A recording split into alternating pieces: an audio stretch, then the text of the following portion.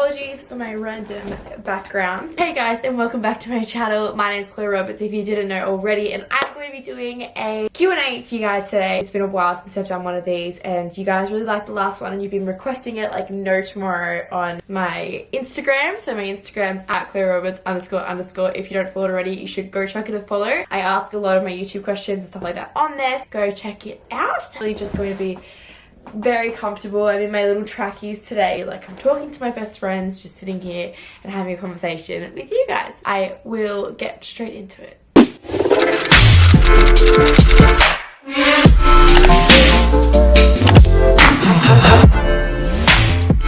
I actually lost all the questions, I don't know how, to ask you guys again 59 seconds ago what you want to know. I'm not going to hide anything from you guys. In the past, I have avoided a few questions. I know that a lot of people on YouTube say like they're spilling the tea and then they never actually spill the tea. They're trying to get you guys to watch their video so they get more money. I'm not going to do that. I'm going to be completely real and completely honest with you guys. I've done my last Q&A. I was so honest. I spoke about all my bullying experiences, my high school experience, my friendship experiences. I've been hurt and I've been absolutely torn to shreds in school and online. If you guys do want to see that, I will link that below, or you can just go down my videos and they'll be there. I just uploaded this. So today I'm going to be filming a Q&A. As you can see, got my whole setup here going. So if you guys can ask me any questions that you have, anything, any personal, as like deep and as, yeah, as personal as you can possibly get, I'm happy to answer everything, and I'm going to be doing that right now. So if you guys can quickly get onto it, that would be absolutely amazing. So that was uploaded 3 minutes ago. Yeah, I'll wait 5 minutes. Okay, so I just got something to eat while I've been waiting. Just made myself rice paper, salmon roll, prawn roll, satay sauce, and some sweet chili. It's been 15 minutes now, so I think that we'll begin. I'm sure there's plenty of questions. See how healthy they are though? It's just got like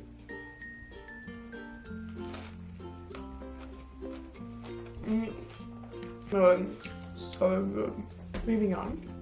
I'm having a look at the questions right now with you guys. Do I still follow the ski racing? Not really. I don't really follow the ski racing too much anymore. I hear about it and ask about it from time to time because a couple of Dean's friends, like Dean's best friend was Jake Allery.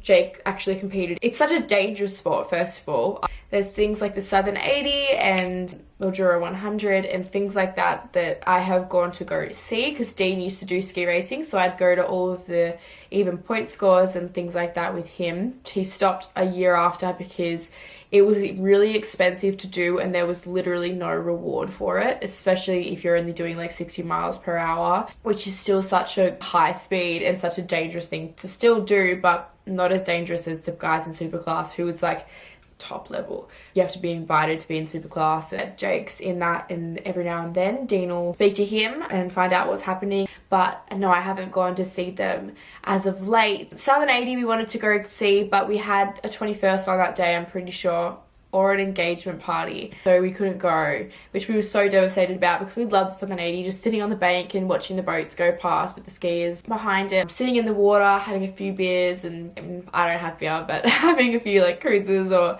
whatever, and watching them go by and having a few sausages and then sleeping under the stars is just like the perfect way celebrate a weekend. So we would have loved to go, but we weren't able to. I don't really follow it as such anymore. Hopefully we'll get back into it, but not at the moment. How did you find VCA? I think VCA is a joke. I think that purely because, and I want everyone to know this, if you're going through VCA right now, it's not the be all and end all. It's seriously not. An ATAR score in the scheme of things means shit all. If you can get a good ATAR score and if you can do well during VCA, yes, it makes it easier on you. However, there's so many variables that go into it. You may have just had a shit year. Yes, there's like grades that can help you, like things that can help you with that. If you've been bullied, you can't apply for that stuff. I found it really hard to focus during VCA. I also had some really shitty teachers that I absolutely hated, and I was dealing with going to the principal's office like every second week trying to get her out practically because she was just bad on all of our learning and then on our mental state as well, because we were focusing so much on getting her out. We weren't focusing on our grades as much, and it was just really bad.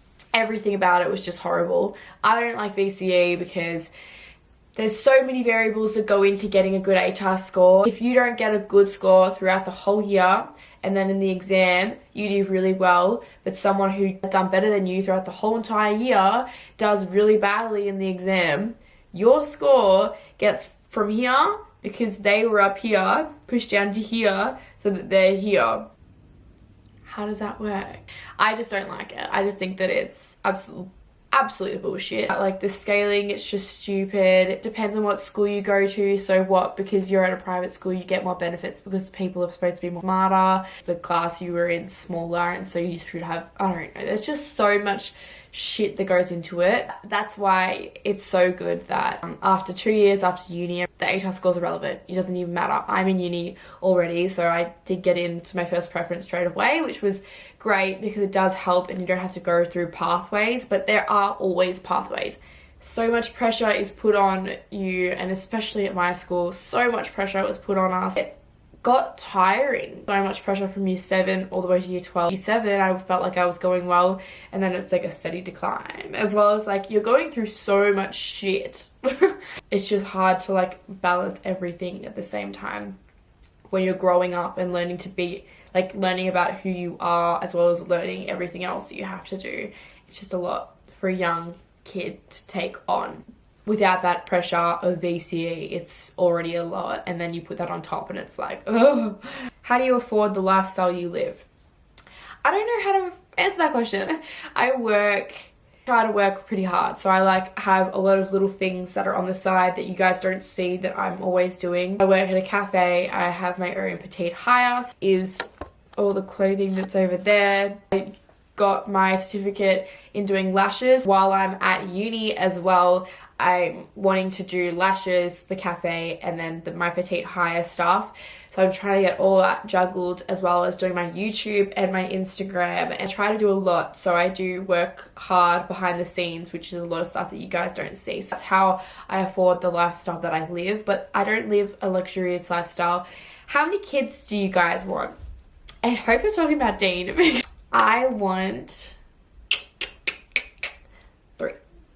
Dean wants 2 to 3 because I've grown up with 2, and I think it would be so much easier growing up with that one extra who can just be like the verdict between it all. I think it's also 3's a crowd, and you can just have your brothers and sisters to rely on. I think 3. I would have loved to grow up with my brother a little bit more, and then that would have been so much more amazing. I didn't live with my brother a little bit when I was growing up. It's mostly just been me and my sister. I have seen how Dean's family live, and I really like that whole dynamic. Will you do a meet and greet of sorts? Would love a pic with you.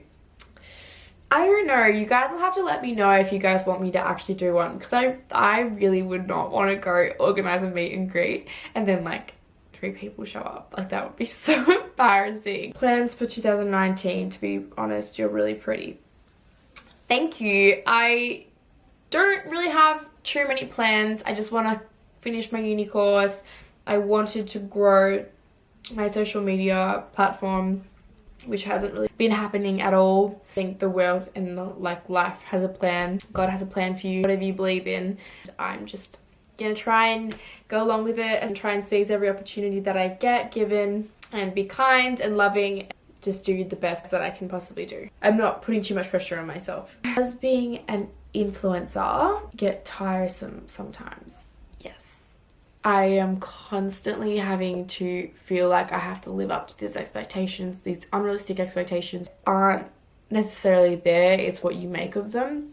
People also already have these thoughts that are already made about you that are just so not the reality of what you are. Before people even meet me, I had so many people that have just said, oh, I thought you were going to be like a stuck-up, big, like egotistical bitch. Then they met me and they're like, you're the most down-to-earth, most kind, loving person that they've ever met. Just so true. Just because I have a number on my Instagram page doesn't make me anything. It doesn't. Instagram will die one day and I'll be nothing. I'll have my uni and I'll just be a normal person like everyone else, and I still am a normal person, so just treat me like it. I'm not scary. Come up and say hi. Ask for a photo. I'm so happy to get them. I'm not a scary person. And I just hate that people think some way of me just because I have a number on my Instagram. It really shits me. I feel like I put in such an effort to go over the top, approachable. Some people will just never like you purely because of the Instagram, and that's so sad. And it's hard to deal with because it's like, it's tiring. Sometimes you don't know if people are just trying to use you, like if they're just using you to get exposure and to build themselves up, because a lot of people these days do. And I'm not saying that that's the only reason why people are friends with me, but like, people do try to use you. It's hard to distinguish between who is the real friends and who aren't. And so you always do have a wall up as such where you just don't know. I don't think I've gone out this year at all.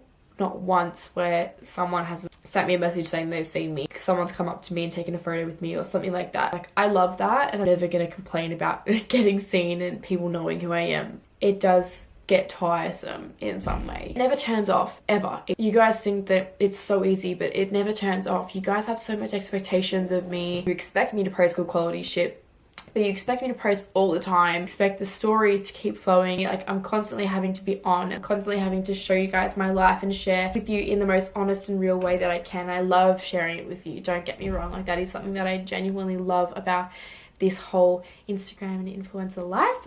It is tiring because you can't just switch off.